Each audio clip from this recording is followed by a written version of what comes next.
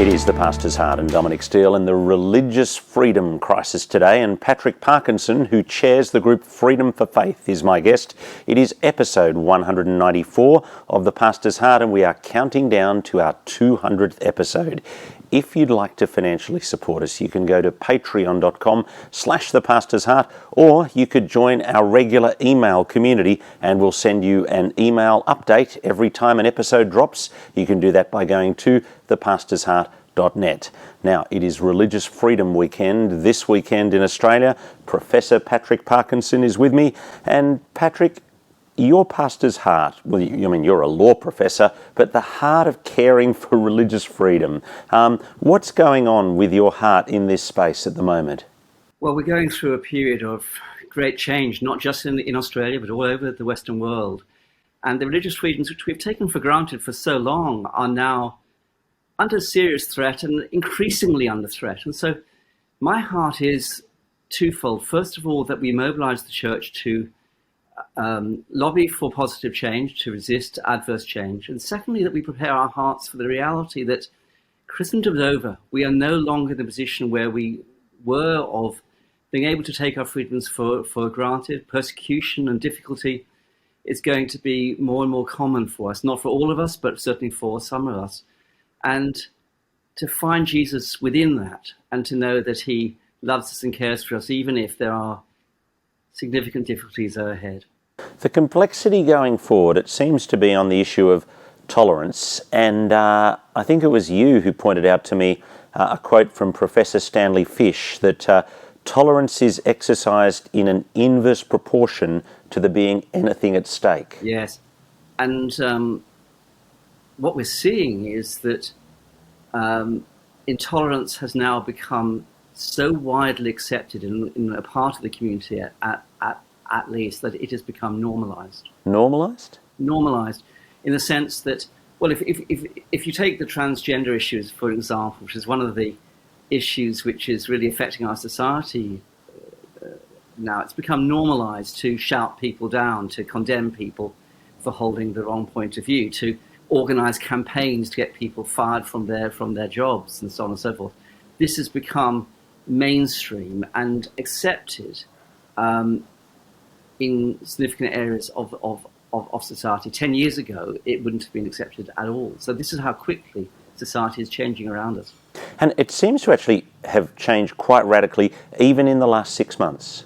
It's catching us by surprise. We're not used to being hated. We're not used to this level of adversity. But we're going to need to understand that the world is becoming more and more hostile to people of faith and to the values that we hold. As we think about freedom, there are four expressions you're using which are interlocked. Freedom for worship, freedom of speech, freedom of association, and freedom of conscience. Could you just walk us through what's at stake with each of those different ones? Well, let me be clear that freedom of worship is not under threat. I don't expect it to be under threat, because nobody worries about what I do on Sundays. I could be playing video games, I could go to church, nobody cares. I don't see that as being under threat in Australia in the way that it might be, of course, in Saudi Arabia or other countries in the Middle East. But freedom of speech most certainly is. And it's not just for Christians, it's for anybody who expresses a view contrary to the progressive narrative. So, for example, in Scotland, we're seeing people charged with criminal offences for saying that women's spaces should remain for women, these sorts of things. So freedom of speech is actually absolutely fundamental, isn't it, to our capacity to speak truth, to debate, to preach the gospel. And where it offends others, increasingly we are finding laws being passed which criminalise that speech. The term which is used as... So Patrick, can I just ask you then, I mean, we'll come to the other two in a moment, but as you say that, front of mind for me is that this weekend at our church, we're starting a 4-week series on holy sexuality. And I'm going to spend 2 weeks doing the biblical theology of sexuality, then a week looking at the Bible's teaching on homosexuality, and then a week in church looking at the Bible's teaching on transgender. And I'm nervous. I'm nervous about it'll. At this stage, our sermons have been going out on the live stream. They've been pumped out on Facebook, pumped out on YouTube. I think it's the right thing to do. I've taught on sexuality more or less every year in our inner city church the whole time I've been here. And so we didn't do it last year because at this time we were worried about the COVID thing. But you say freedom of worship is not under threat, but freedom of speech, I'm feeling like I'm biting my tongue all over the place. Yes, I think that's right. Patrick, I just mentioned about teaching we're planning to do. It is important for pastors to be regularly teaching on these subjects. Yes, I think it's really important that we engage with the culture. And engaging with the culture means we have to be addressing issues around sex, around cohabitation, around divorce, around issues which lead couples to break up, domestic violence. We have to be engaging with the issues which people are engaging with in their daily lives, whether or not we're preaching about it. I guess we feel tempted not to because we know they're hot button issues within our congregation and within our friends, but that's, if you like, all the more reason to run towards those issues. I think it is. I mean, if we're not scratching where people itch, we're not doing our job in terms of pastoring, are we? And if you look at the influences that are on people through the culture, through pornography, through what they watch on TV, from what they read on their social media, it's just constantly coming at us in our daily lives. And we need our pastors and our churches to be countercultural and to help us to have a perspective on those issues, which allows us to resist that culture and to live a godly life despite it. Now, this is not my job to teach pastors about this. I'm just a lawyer, but that's certainly how I'm seeing things as somebody who's been part of evangelical churches for a very long time. So even though I feel nervous, I should go ahead with this series. I think it's critical that we do. And Dominic, you are a pastor in Sydney, in New South Wales. You are currently not in particular difficulties in New South Wales, but in Victoria you would be.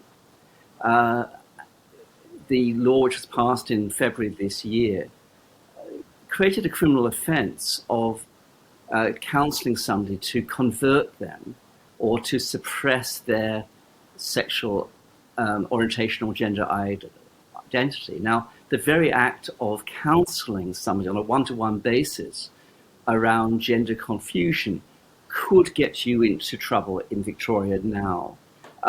It probably wouldn't lead you to be prosecuted for a criminal offence. There's a lot of things which have to be proven before you could be convicted of a criminal offence.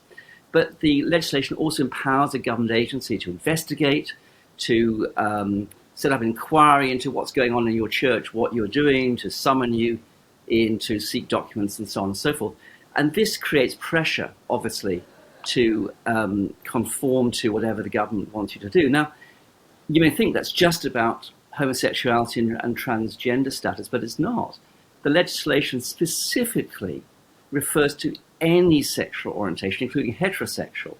And just the very act of praying with a young woman, for example, to remain chaste, to remain able to suppress her sexual feelings prior to marriage, to live a godly life, that would contravene the law passed in Victoria potentially. So these are dangerous times. And the church needs to wake up to the fact that these laws are being passed, and the Victorian law was deliberately drafted to be that broad. And I'm hearing that Alex Greenwich, the member for Sydney, is proposing to bring legislation in New South Wales modelled on the Victorian legislation. Is that what you're hearing as well? Yes, and similar laws are proposed in Western Australia. And for those who are listening from other parts of the world, these so-called conversion therapy laws are being pushed all over the place.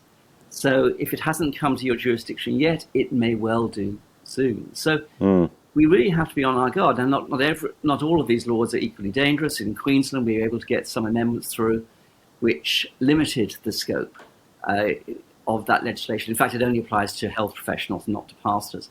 But in Victoria, it specifically refers to prayer being the basis of a potential criminal offence. Who I pray with, what I pray for, how I pray, could lead you into facing criminal charges. Now, that is extraordinary in a country with a Christian heritage, but that's where we're at. How do those laws from Victoria reach into other states? What if I'm praying over the phone with somebody from Victoria? So they actually do reach into other states. So it would be an offence under Victorian law with a number of things which have to be satisfied, not just the prayer, but you'd have to be negligent as to the effects on the person, and there's a few other things. But just praying over the phone with someone from Victoria could lead you into trouble under Victorian law.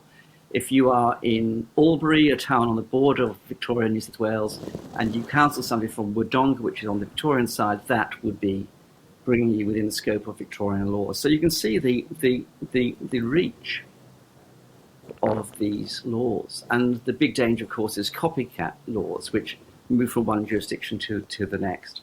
Now, I interrupted you before. You were taking me through freedom of worship, freedom of association, freedom of speech. Well, you'd done freedom of speech. Next was freedom of association, and then conscience. So freedom of association is absolutely fundamental to the Christian life. We are a communal faith.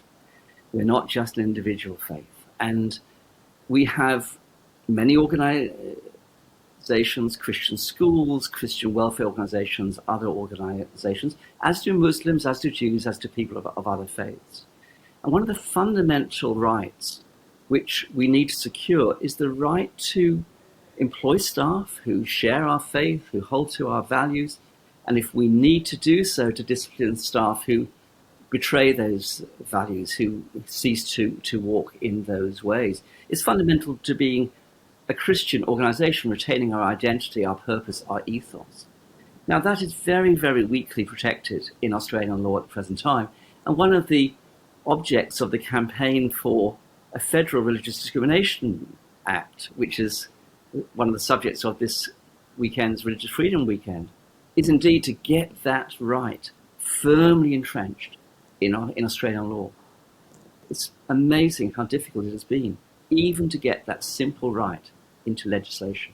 I think you've said these freedoms are pathetically weak at the moment. And they're pathetically weak because religious freedom in Australia rests largely on exemptions to anti-discrimination laws. These are laws in each state, each territory. There are a few federal laws. And those exemptions, which say, well, this is the law, but you don't have to abide by it if this or if that, those exemptions are under more and more attack. So if you take, for example, the right of the Catholic Church to insist that its priests be male and not be married, that infringes on the law on sex discrimination and discrimination on the grounds of marital status. So how can they do it? Well, because there's an exemption which allows them to do it. Now, I don't expect that exemption to come under attack, but there's lots and lots of ways in which we rely on these sorts of exemptions as the basis for our religious freedom. We don't have a right to religious freedom. We have an exemption. There's no Charter of Rights. There's no constitutional guarantees of religious freedom in Australia, apart from a very limited one in the federal constitution. Religious freedom, how old is it as a concept? Well, funnily enough, it's not all that old, because if you go back to the 16th century and 17th century, there wasn't too much religious freedom there. People got burnt at the stake. But it's certainly been a fundamental Enlightenment principle, and in English law, for example, tolerance was becoming well established by the 1820s, 1830s, as the Anglican Church lost its dominance in English society, and Methodists, and Quakers, and others were recognized, Catholics, of course, as well, as having the right to religious freedom. So it's certainly been part of our DNA for a very long time, if not forever. What difference has social media made on the whole religious freedom debate? I think what social media has done is to normalize intolerance. As we were talking earlier about certain attitudes being normalised. There's a certain level of respect and decency in the way in which we conducted public debate through the press, through TV. Yes, it could get vigorous at times, but there were certain standards. Those standards don't exist on Twitter. They don't exist on Facebook, or at least they're very, very marginally and inconsistently enforced. So we have now a climate through social media where intolerance, anger, rage is expressed freely, and that does create a much more intolerant society, I think. The freedom of speech, I mean, it feels like it kind of feels like there's a problem whichever way you look. On the one hand, you're saying social media has caused people to be more outspoken, more angry, more outrageous, more fanatical. And on the other hand, we want to say people should be free to speak. How do you put those two things together?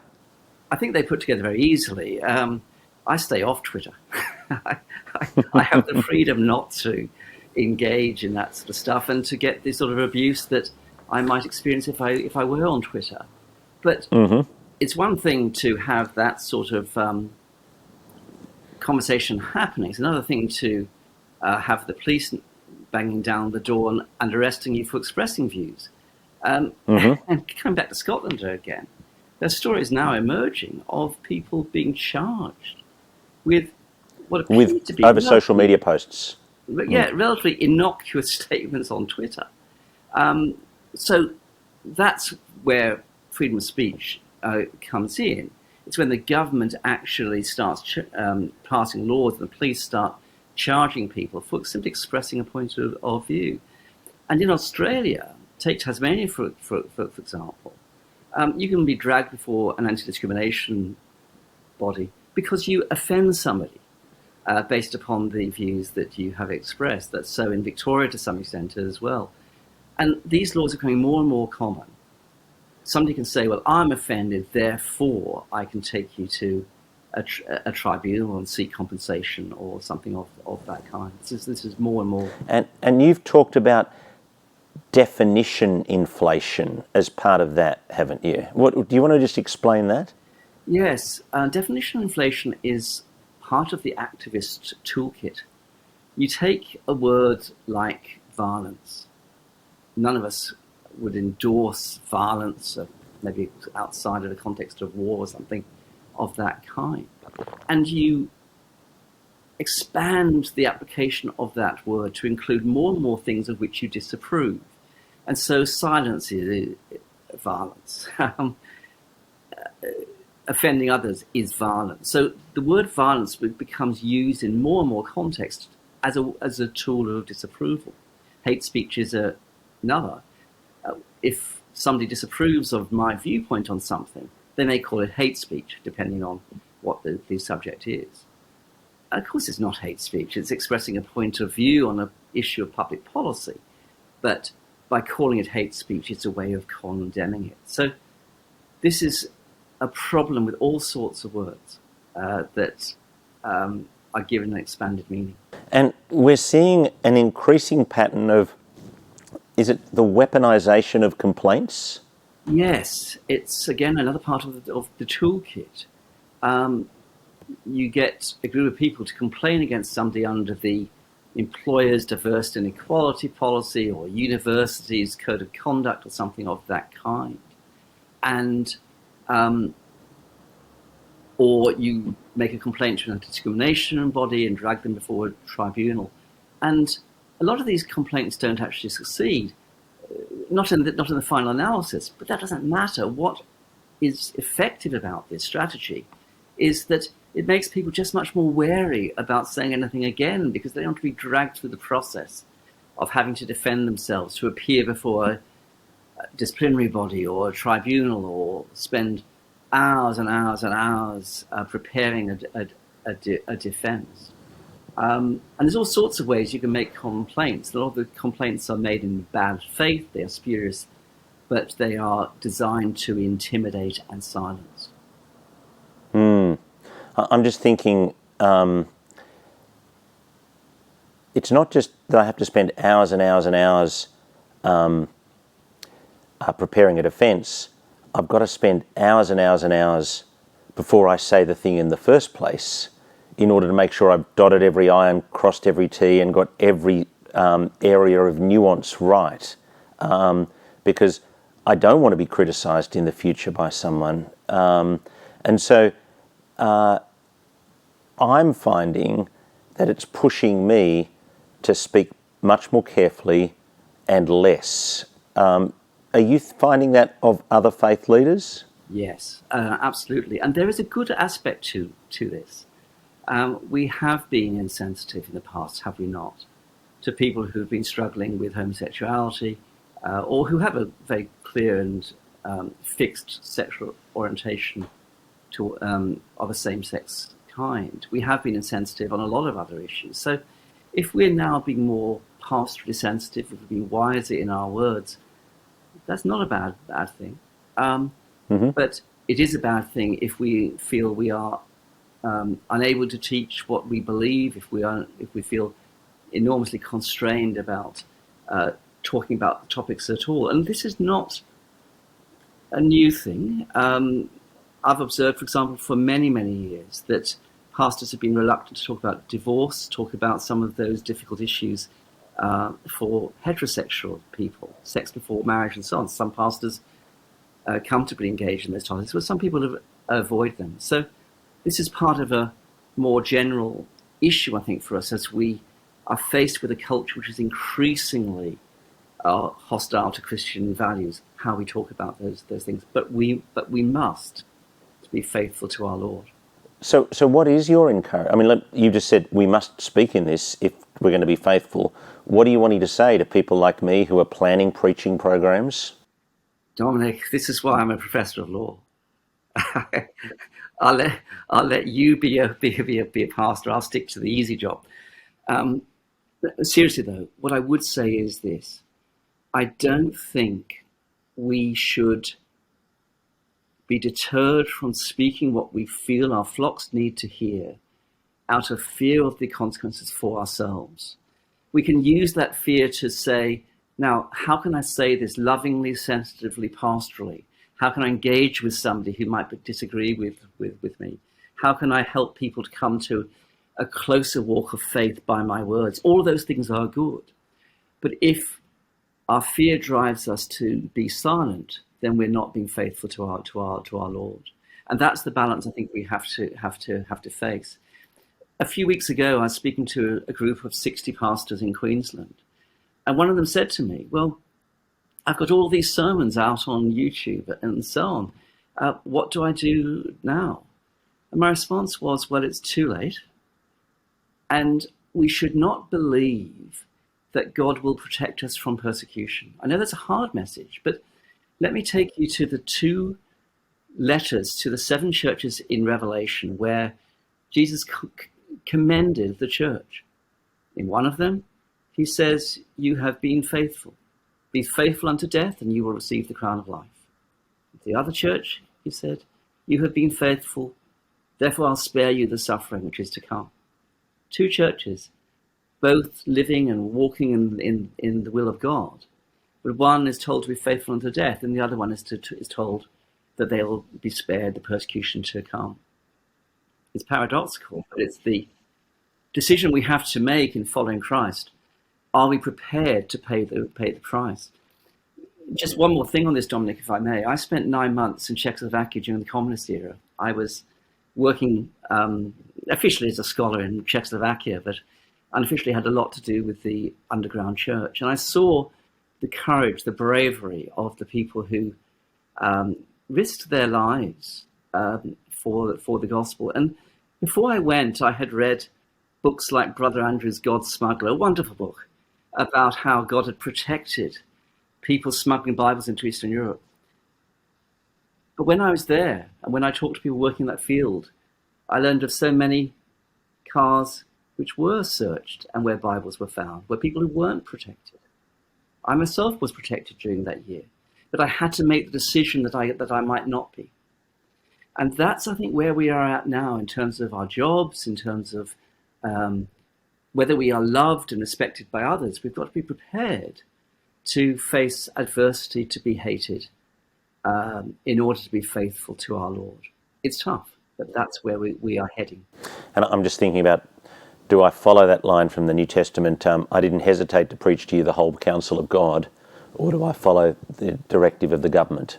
And that is not where we're at yet, not across Australia as a whole, but it's where things are heading.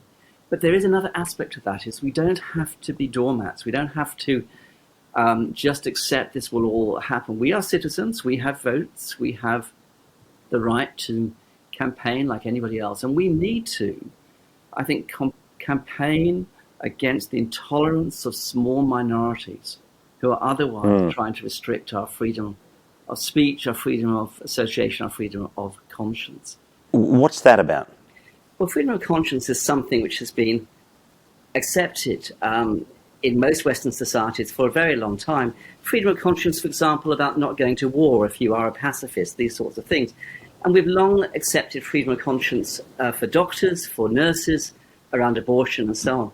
But you'd be surprised at how that freedom of conscience is becoming eroded now. So I've known people taken to tribunals because, for example, they haven't been willing to assist a lesbian couple to have a child because they've had a conscientious objection to that. And we're increasingly seeing other threats to freedom of conscience. So it's another of those things, we've taken it for granted. The assumption that people would respect our religious beliefs, our religious values, we can no longer take that for granted in Australia. How do you put all four of them together to get the religious freedom package? So what we've been trying to emphasise is that freedom of religion is much more than freedom of worship. A lot of politicians, when we first began talking about it, would say, there's no threat to freedom of religion, we're not going to close down churches. No, they're not.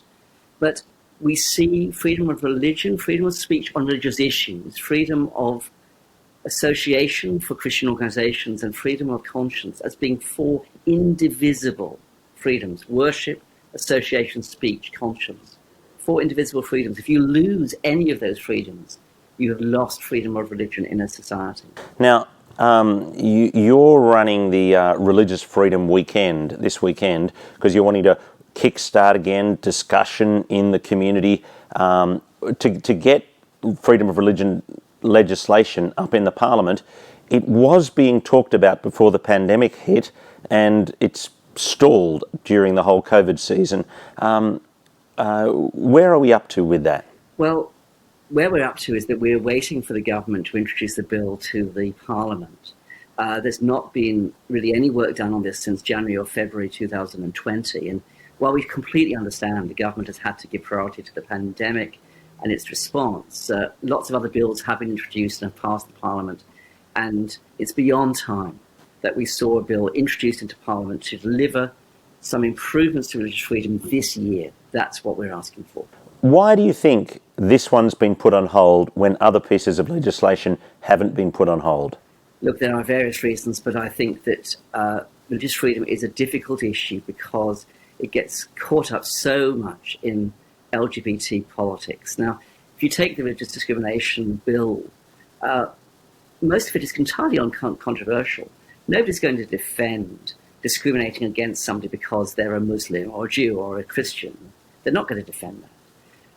The right of Christian organisations, Jewish organisations, Muslim organisations to hire or prefer staff of their faith for religious organisations, that's not actually terribly controversial.